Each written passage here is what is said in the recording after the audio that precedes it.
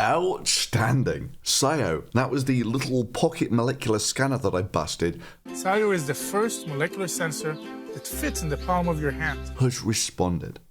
A little recap. Scio was a device that was pitched as a pocket molecular scanner that could basically do anything on Star Trek. But what the heck is a molecular scanner? Is it like one of those tricorder things that Mr. Data used in Star Trek? Well, actually, yes. It's totally Star Trek. In an instant, it displays the food's calorie, fat, and sugar content. It's the quickest way to finding the perfect potato. That's cool. It's really cool. And you can actually train yourself, I mean, right? this is like some Star Trek Just as the fictional tricorder could give the crew of the Enterprise useful information about their surroundings, real-life molecular scanners analyze the chemical makeup of objects without the need for uber-expensive lab equipment. It raised about $3 million on Kickstarter and got the ire of backers because of its lack of delivery. It also got some great ratings on iTunes, 1.5 whole stars. Oh, and some fantastic reviews like this. Overpriced, overpromised, underdelivered, crappy product. This is perhaps one of the worst things I've come across in my life, not just in terms of the product, but also in terms of customer service. Promised everything, 2 years late. When I asked to return the product and get my money back, they said they had no obligation to do any such thing. So in summary, save your money because this company and everything about it is fraud. The device basically makes you tell it what sort of food type you're scanning. Well, let's try Produce Selector. Grapes, it says. It lets me choose between different types of things I can scan. I'm going to do the grapes right now. And then after you scan your food, it gives you some fairly generic values for that item. Not greatly better than what you could get of just asking Google. So for instance, tell Scio that you're scanning soft cheese and you'll get some fairly generic values for soft cheese. Which is because all soft cheese basically has a fairly similar content. So the obvious problem is you could be, say, scanning Roquefort and Velveeta, the king of cheeses and Velveeta, and it'll basically give you some fairly generic values. Good old American Velveeta. On the label, it's 290, here it's 300. So it's almost spot on. Yeah, and what's the fat percentage on the 23. label? 23 and you're 25. Not terribly useful information from a $1,000 scanner when you can get the values of your smartphone for free. Oh, but it was going to tell you which fruit was the ripest. Well, that's until you actually take a look at some people using it, say for instance on completely different apples, and you realize that molecular fingerprint that was going to be so informative in telling you which of these apples was ripest, they looked pretty similar.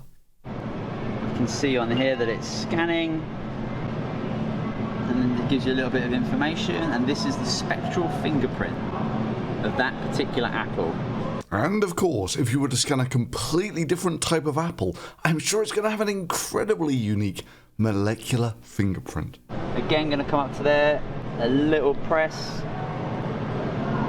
the application right now, and again this one's got a little bit higher in sugar, and it just gives you some really cool information. And again, like the spectral fingerprint of each apple, the molecular composition of it's going to be different in everything. Are you serious, dude? In fact, hey, let me just try something here. Let's see how unique these spectral fingerprints are. Which brings us on to the harsh questions. Like, could this spectral fingerprint say, tell me the difference between an apple and a potato? Well, Scio responded to me on Twitter saying, hi, you can actually buy my Scio online and check it out for yourself. Here's a playlist to actual reviews by backers. Well, we'll come back to that in a second. He then goes on to say, get a device. The dev kit is $1,000. You can test drive it for yourself. Happy scanning. To which some rather skeptically minded people reply, pay you to see if you're scamming. Oh, chutzpah. Or how about you give him one to test out for free? Or totally not a scam. You can buy it here and check for yourself. Then someone quotes one of the playlists saying, the Scio can't tell you explicitly the quality of food. Me, I just kind of stuck on point with, let's cut to the chase. In a blind test, can Scio tell the difference between an apple and a potato? Spectral fingerprints in live video or GTFO? Which, curiously, never got a reply.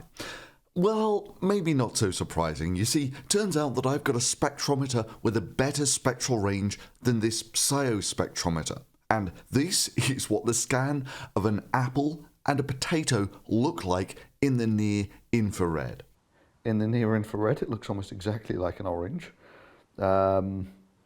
And for the red apple, hey, the green band's gone, so I can, let's just shift from green apple, red apple.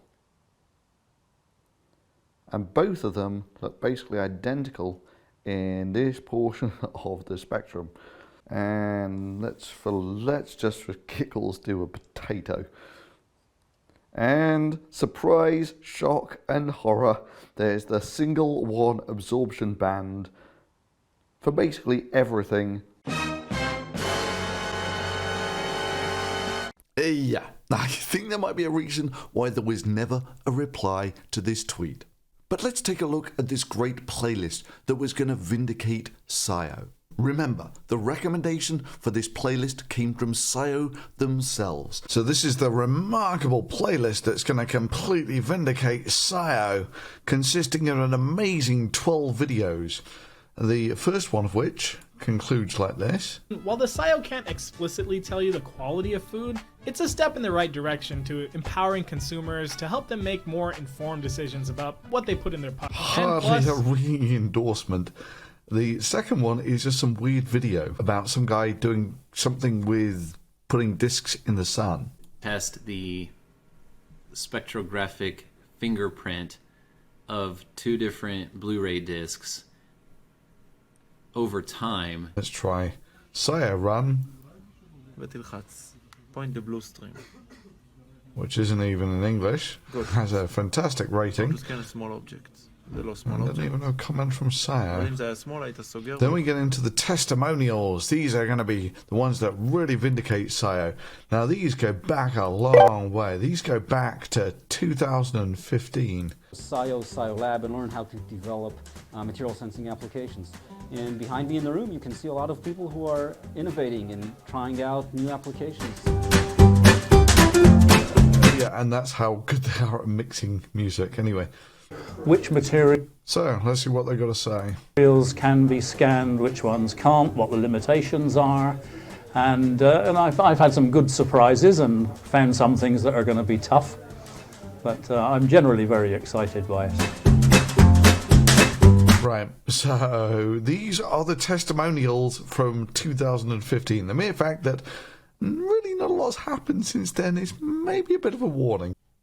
Okay, let's try their second testimonials video.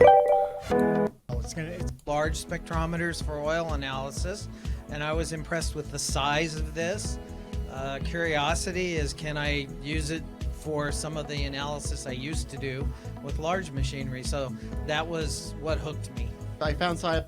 Yeah, and I'm going to guess, seeing as this was back in 2015, that the answer is no. It can't be used for any of these things. Yeah, they had some real buzz back then, but big on testimonials, small on actually showing accurate or practical uses for the device, or that the device had any uses whatsoever. This is the remarkable guy featured earlier who scans 2 apples, gets exactly the same fingerprint, and it doesn't seem to faze him at all. And of course, Scio is saying, thanks so much for sharing. Then we got a couple of deleted videos. What's this one? So this is like some people trying to use their Scio to measure a Twinkie. I haven't had this since I was like 10 years old. I haven't had this in like 2 weeks. Wow, it's been a long time, huh? Okay. How do you do it? So we don't know if the Twinkie's going to work. We're going to scan it. We're going to pretend it's a fruit. We're going to pretend it's an apple. It's probably going to blow up. And the Find result. them and see. So where did you find the Twinkie? No, it didn't scan it. It didn't work? Maybe we'll scan it as raw.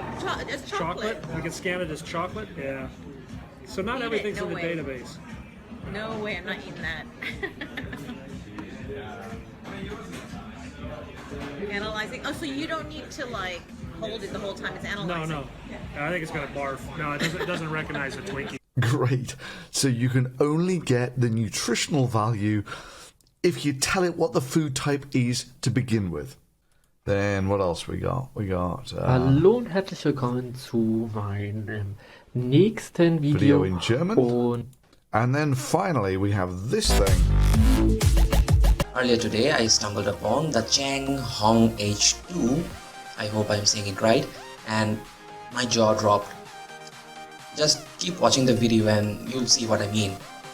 Allowing it to identify the composition of objects.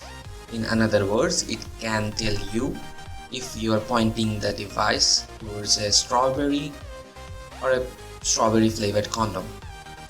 It's a bit like tricorder from the Star Trek. Well, according to the promotional video, if you show...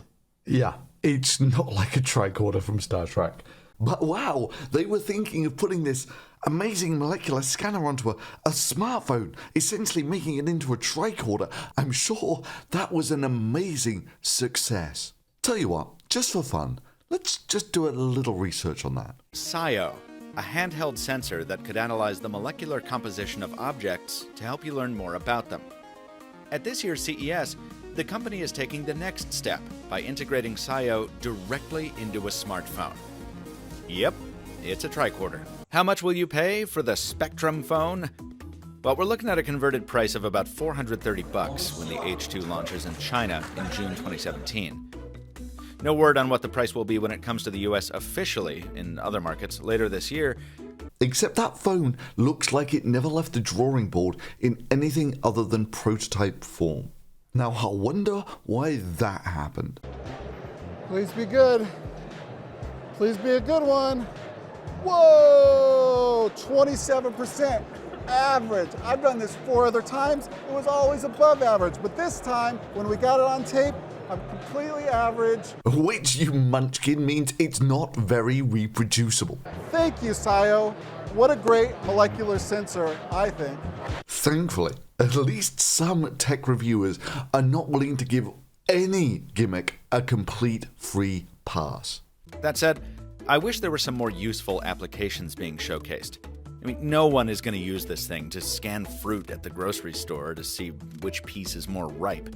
Yes, finally, someone who hits the nail on the head. And body fat measurement outside of a doctor's office is still an error-prone exercise. Also, while I love the medication analysis, I have to admit I'm just not ready to trust a phone with telling me whether a pill is safe to put in my body. But one of the most distasteful things is when someone does some of the worst reporting ever. They call themselves anonymous. They are hackers on steroids, treating the web like a real-life video game, sacking websites, invading MySpace accounts, disrupting innocent people's lives. And if you fight back, watch out. I believe they're domestic terrorists. Then tries to blame me for their bad reporting. And when I say bad reporting, I mean doing no investigation whatsoever. Zero. We have new information now also on the plane crash. KTVU has just learned the names of the 4 pilots who were on board the flight. They are Captain Sum Ting Wong, Wee Tu Lo, Ho Li Fook, and Bang Ding Ao. Making no effort to get hold of one of the devices or verify any of the claims that they made. And the NTSB has confirmed these are the names of the pilots on board Flight 214 when it crashed.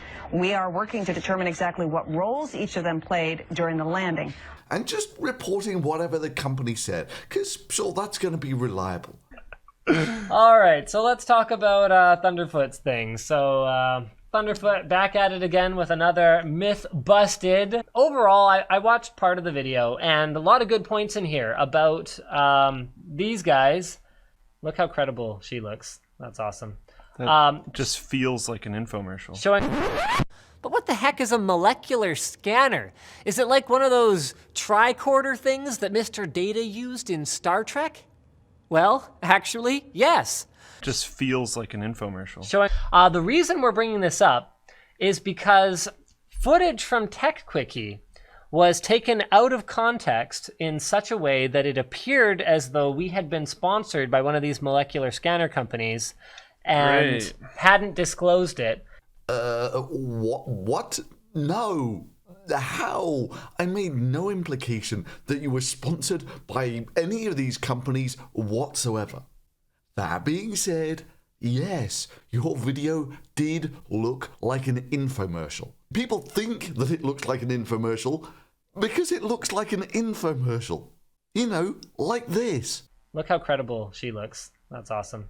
But that's not my fault that your video looks and feels like an infomercial. And the bottom line is, I don't actually care. I don't care whether you got paid to promote this bullshit or not. Which is why I made no mention of that whatsoever in the video. Never even implied it. At all. I don't care whether you got paid to promote this or not. The bottom line is you were promoting bullshit. And that's the only crime I care about. You were promoting scientifically illiterate bullshit.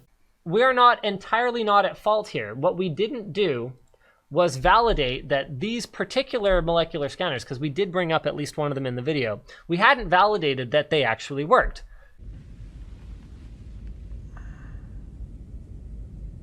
Midway through the video, we mentioned these handheld ones are not going to replace the much more expensive versions of this technology that are for lab use.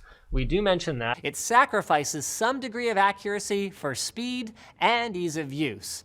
And while this probably won't matter much to general consumers, it means that I wouldn't bring it into the lab and take its readings as gospel if you're preparing your PhD dissertation and was presented in this video. It made it look as though we were endorsing the technology. Real-life molecular scanners analyze the chemical makeup of objects without the need for uber-expensive lab equipment. Endorsing the technology and the product in particular, and that we hadn't disclosed some kind of sponsorship. Look, when your harshest criticism is you're saying, well, it might not be quite as good as professional lab equipment. Yeah, you sound like you're upselling it as part of an infomercial. But I made no implication of that whatsoever because I didn't care. The only thing that I cared about is this was bullshit and you were promoting it like it was the best thing since sliced bread. Hell, if I'd have wanted to have laid into your video, I would have done it. Like with this thing, where you're talking about vibrational spectroscopy, which occurs in the infrared part of the spectrum. Chemicals with a different molecular structure absorb and reflect light in different ways due to electrons in those molecules existing in different energy states. But then hold up atomic spectra in the visible. Look, it's right there on the bloody graphic you put up. Atoms, as in atomic spectra. Okay, calm down now. Calm down. Further, to get these atomic spectra, you need to get the atoms in a low pressure gas. Like, say, for instance, passing electricity through gaseous sodium at several hundred degrees. Like, for instance, how you do in an orange sodium streetlight, which is why they're orange. That's the emission line from sodium. Plus, it should be kind of obvious that they're visible emission lines because they're illustrated in the visible part of the spectra. You know, not in the infrared part of the spectra related to molecular vibrations. But whatever, this is maybe kind of a nitpick, as almost no one would know the difference between atomic and vibrational spectroscopy. But it's maybe the sort of thing that you should have read up about if you were doing a piece on an infrared scanner. If it's been a long time since you took high school chemistry and you forgot all this stuff, the gist of it is that a handheld molecular scanner fires a light beam in. Another note that we have here, I haven't seen our version of this video, to be completely clear, but I know how we make things. We could have done a better job of saying that we hadn't validated it. Or, if you want to take the NIRS for nutrition angle a bit further, you could point this gadget at yourself and it would give you a body fat percentage so you can feel proud or hate yourself accordingly. Fair. but apparently we do say the company's claims. You could point this gadget at yourself, and it would give you a body fat percentage. We don't say that it absolutely works this way. We say that they claim that they work this way. Great. So that's where your journalistic due diligence ends. The company claimed it, so you reported it. During my service in the United States Congress, I took the initiative in creating the internet. But what the heck is a molecular scanner? Is it like one of those tricorder things that Mr. Data used in Star Trek? Well, actually, yes. We have nothing to do with that company. We've never talked to them. Just as the fictional tricorder could give the crew of the Enterprise useful information about their surroundings, we've made no effort to get our hands on their molecular scanner. Real-life molecular scanners, and yeah, it's probably BS based on what I've seen so far, analyze the chemical makeup of objects without the need for uber-expensive lab equipment. But the thing that frustrated me was just that the way it was presented made us look like complete idiots. Yeah,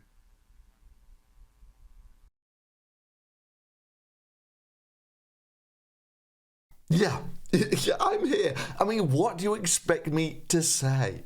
I mean, if you just put your hands up and said, yeah, we screwed up, fine, whatever. But that's not what you did. You go on to make this great non-apology, this great series of excuses that you made no effort to get hold of one of the devices, no effort to contact the company, no effort to verify any of the claims, but still went on to claim that it was literally like Star Trek because reasons. And most surreally, and this is the bit I just can't get my head around, the reason that you seem to need to have made all of these excuses in the first place is that you think that I was implying in my video that your video had undisclosed paid promotions, which is just something that I didn't do. So, yeah, rant over. Where were we? All right, they were going to put Scio on a phone, which evidently went nowhere. In fact, you can actually go to their website and request information about when the phone will be out, even though you can find virtually no trace of it online for the last year. In fact, Scio's whole website now has a sort of data harvesting vibe to it. Okay, so here we are on solutions. So, animal feed, download white paper, give us all of your data, or grains, download white paper, give us all of your data, or raw materials, download white paper, give us all of your details, and so on and so forth, all the way down to the very bottom of the page where it just says, give us all of your details. So what else were they going to embed Scio into? Well, the smartphones evidently went nowhere, so they were going to put it into smart kitchen appliances and cups and bottles. Yeah, right, that really makes sense. You want to put a $300 device into cups and bottles. So what? It can basically tell you something fairly generic that Coke is kind of sweet. In fact, the only thing here that seems to have gone anywhere is the Nutri Smart Scale. And you've got the Terralian Nutri Smart Scale, the first kitchen scale with an embedded Scio sensor. Take that guesswork out of nutritional planning, accurately weighing food and measuring nutritional content at the same time, making healthy choices much easier. Well, it's actually made by a fairly decent company called Terralian. And if you follow their link, you find there's nothing there. So then you search for Scio. And again, you find that there's absolutely nothing there. So let's do a search for NutriSmart. And we find a press release. NutriSmart, the world's first connected kitchen scale with embedded Scio spectroscopy technology in the UK next year. And what year was this released in? 2017. As of 2018, there are still no signs of it. Now, also in 2017, it looks like a scale was actually made at some point, like there was with the phone. They made it to the tech fairs.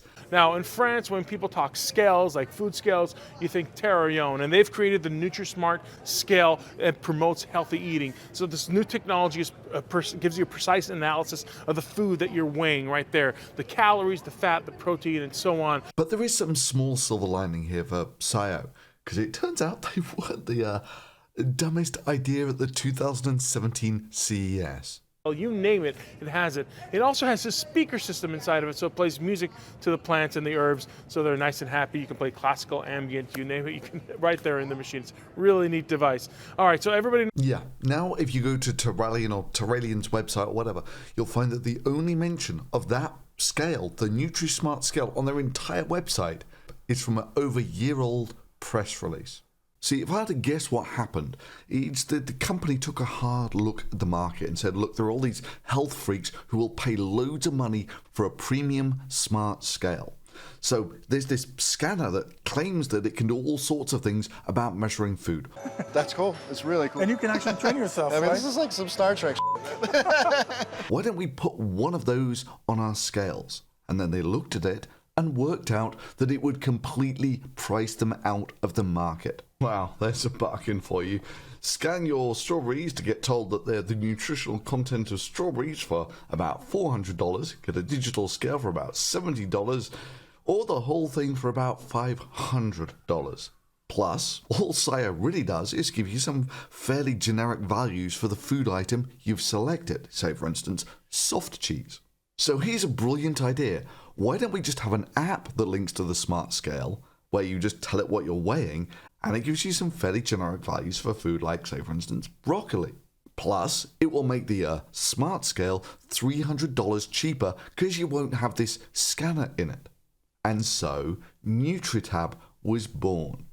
So with NutriTab, that's all it does, is you get your app, you choose the type of food that you want to get the nutritional value of, say for instance tomatoes, the scale weighs them, and then it just sends the data back to the smartphone. And boom, now rather than it costing about $400, it costs about $50. Still kind of a useless device though, because as I mentioned in a previous video, if you want to lose weight, there's a secret to it. Just eat less. So, in summary, they tried putting Scio on a smartphone, and evidently it was such a bad idea that it never went to market. They tried putting Scio on smart scales, which was evidently such a bad idea that it never went to market. They proposed putting Scio on cups, which was such a stupid idea that they never even made the prototypes. And I'm still have doubts if Scio could actually distinguish an apple from a potato. Which honestly isn't that big of an ask for a device that got about $3 million of Kickstarter money. But hey, maybe one of these days I'll get my hands on one of these devices and we'll see for ourselves. But if this guy thinks that I'm going to give him $1,000 just to see if his device can distinguish between an apple and a potato, I think he's got another thing coming. In fact, one really does have to raise the eyebrow and wonder if he's got a typo in that tweet. You know, he's not really saying happy scanning, but you know, like happy scamming.